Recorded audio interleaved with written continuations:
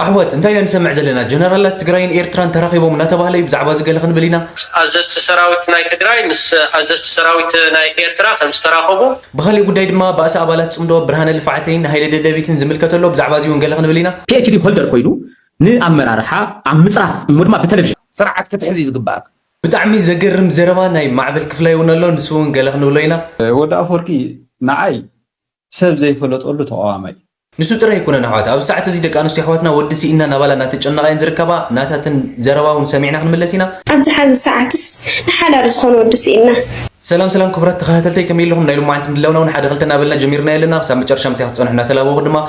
ازم دلوزه تموتشيكم سبسكرايبنا لايكنا قبلكم برحاتنا قبلكم يدلي حزنا وناي مجمره من دلو كوسدكم سناي مكتتال سقط أول أحوت محزنا من مجمره من دلو يكوسدكم خم مجمره من دلونا كخنا دما دق انستي احوتنا زين صرصرا لحد غداي له نسو دما نحدار زخون ودسي إنا زبليو اسكابا اندبت نسمع مو قال خنبلني أمس حاز ساعتس نحدا رزقون ودسي إنا استمهر ترخوكا أنا إفلات بهالي قمت ترخوكا بملك زمن تحسنا زلو ترخوكا 5 رحبادو انكر الصراحة ترخوكا انتي نسفر زي فلت زي تمهر ترخوكا خورسة زي يردو حفتن ترخوكا بغن زوز غزاك يمسلو مكرا إذا عالم بايزو يجين كودينا أزغنكم تعالوا فيديو أحوت مغم تسمعوا زلهم زين أحواتنا زبلوا ما كان كل سمعهم لهم أب ساعة زين حدر زخون ودسينا لنا نابلين إذا كل مكراها بزح دكانو سينا يوتصحلو مالتي 5 سنة زبلوا زلومو ناتن زربا سمعهم حزون كاب زين سنة زبلوا وصاي تخوينكم كلاتكم إنبوكس كبرله بليز بيزاهم ددك أرسي أحواتنا ينصرصر لومو قالنا إنا بلونا توم دك تبعتي مالتي خبرات تخاتلتي اسكن غصل حزقه انت عينت جيم انت عينت صوت يكتب ليهم مچم أو حدا شو استجبر صوت له سكي نرايو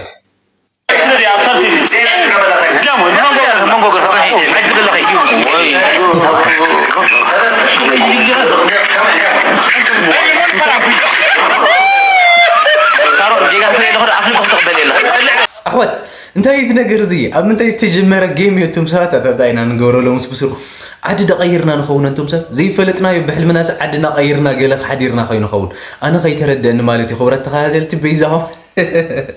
اسكن قتل دحن حزقه بزعبا ناي دقان سو ان تصاوتو نيرن صوتا زي اسكن قتل بدك توعتي خنتا يمثل اسكن رايو واحد جيت يعني ربع باحن سايت شرشر واي ستيدي مغني واه يفتح أطول قبل أن يدعي مثلا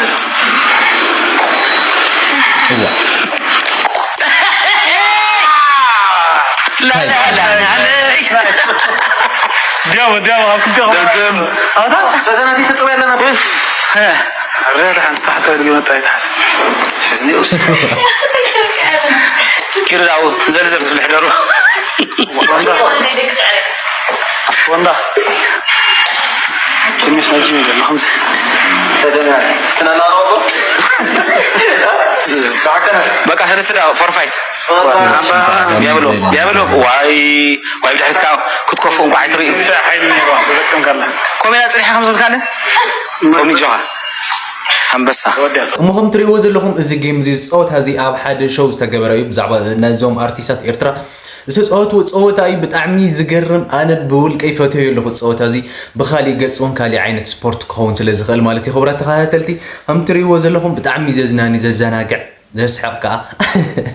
اقرا من قد خا سبورتنا صراحه نفسك انا دلدلكا حقيقه انا دلدلكا نطنكركاي مالتي خبرات تخاتلتي اسكن قصل حزخا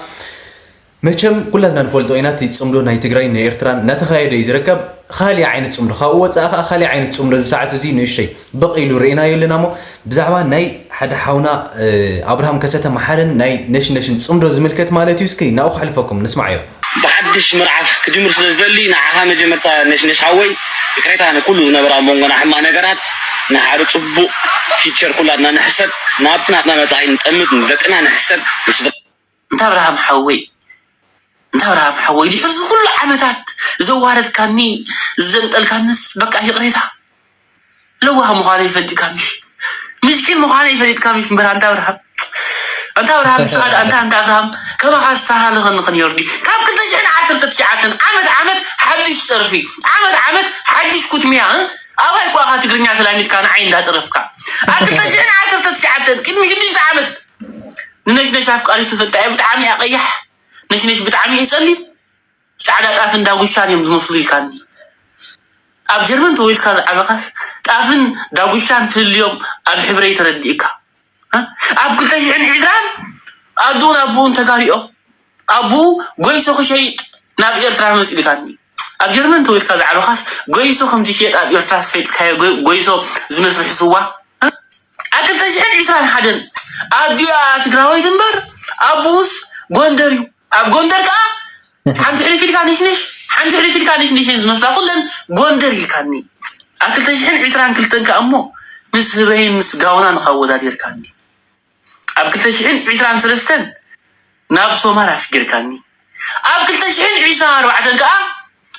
እንታይ ደኣ ንሽንሽ ኣሕዋትና ናብ ናጀርያ ተመሪዐን ትብል ስኻን ባዕልኻ ናጀርያ እንትኻ ትምስል ኢልካኒ ዞማታትና ናጀርያ ትብልሲ ኣሕዋትና ናጀርያ ዘይትብል ኢልካኒ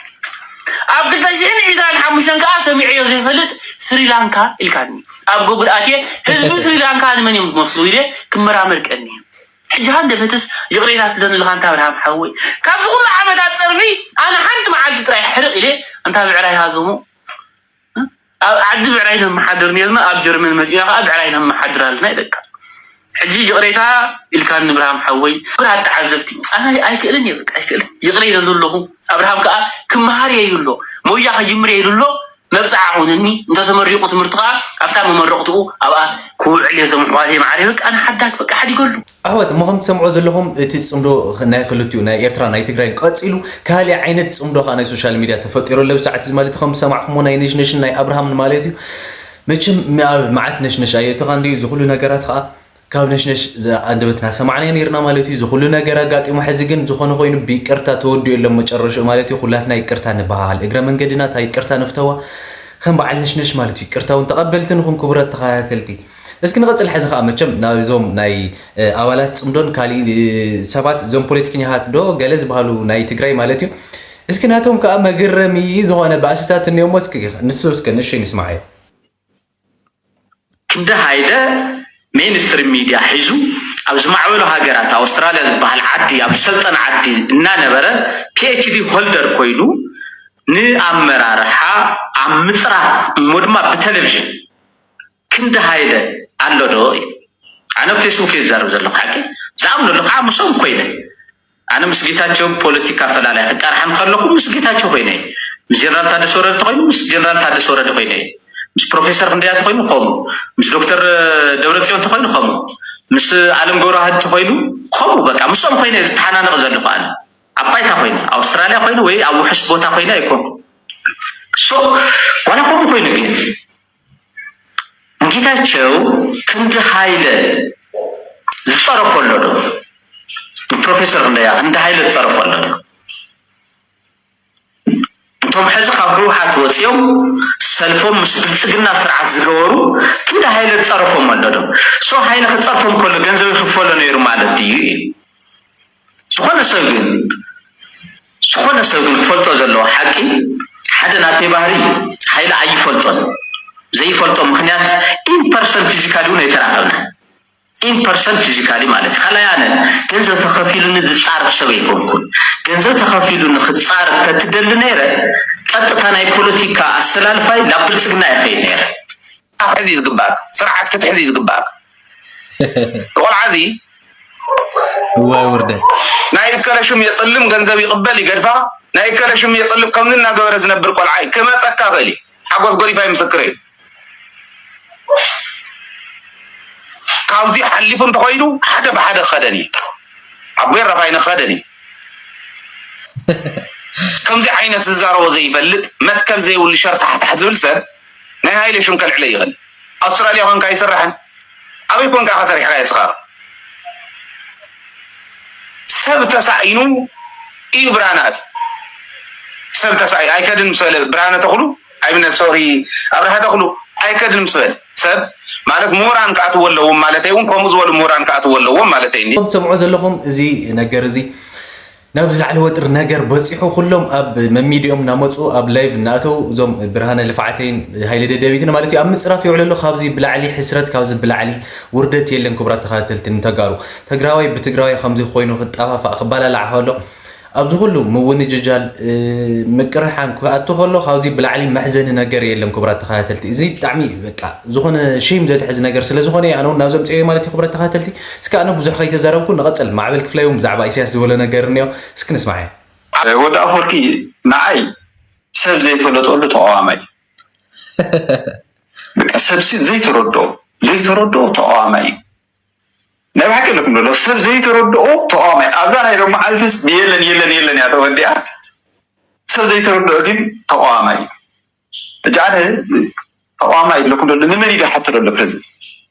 ወዲ ኣፈወርቅስ ንመን እዩ ዝሓትት ኣሎ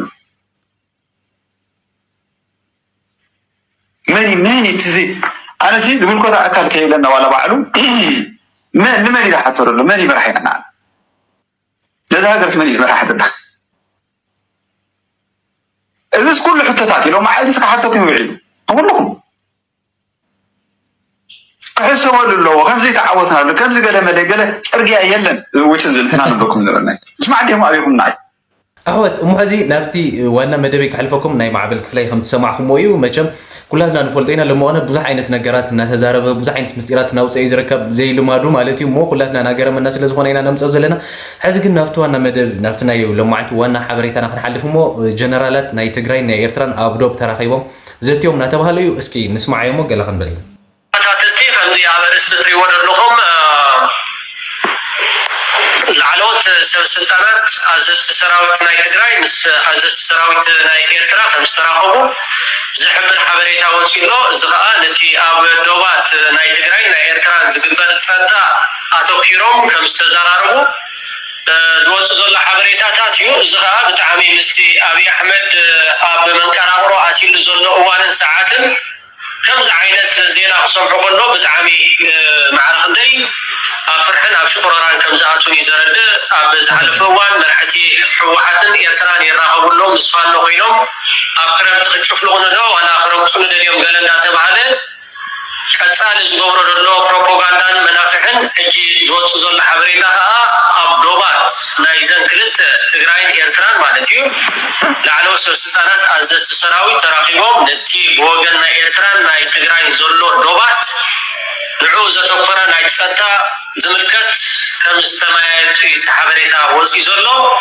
እዚ ከዓ ማዕረ ክንደይ ሓቅነት ኣለዎ ንግዜ ንግደፎ በዓሉ እቲ ግዜ ክምስክሮ ስለዝኾነ ማለት እዩ ኣሕወት እሞ ከምቲ ብመሰረት ሶሎ ሚድያ ዝብሎ ዘሎ ማለት እዩ ናይ ትግራይ ሓለፍቲ ወታደራዊ ሓለፍቲ ጀነራላት ናይ ትግራይ ናይ ኤርትራን ኣብ ዶብ ናይ ኤርትራ ናይ ትግራይን ተራኺቦም ብዛዕባ ፀጥታ ናይ ክልቲኡ ከባብታት ዘሎ